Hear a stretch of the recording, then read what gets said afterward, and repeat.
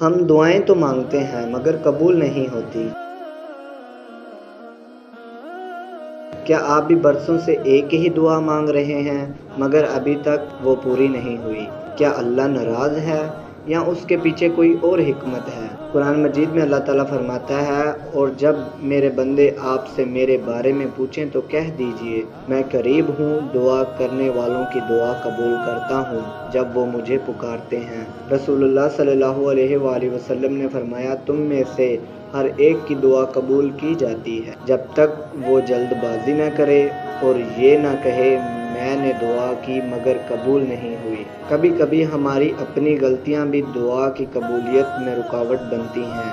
رسول اللہ صلی اللہ علیہ وآلہ وسلم نے ایسی شخص کا ذکر فرمایا جو سفر میں دعا کرتا ہے مگر اس کی خوراک، لباس اور کمائی حرام ہوتی ہے تو اس کی دعا کیسے قبول ہو؟ یاد رکھیں، اللہ تعالیٰ کسی مومن کی دعا ضائع نہیں کرتا۔ رسول اللہ صلی اللہ علیہ وآلہ وسلم نے فرمایا کہ مومن کی دعا کا نتیجہ 3 میں سے ایک صورت میں ضرور ملتا ہے، یا دنیا میں وہ چیز عطا کی جاتی ہے، یا اس کے بدلے میں کوئی مصیبت ٹال دی جاتی ہے، یا اس کا اجر آخرت کے لیے محفوظ کر دیا جاتا ہے۔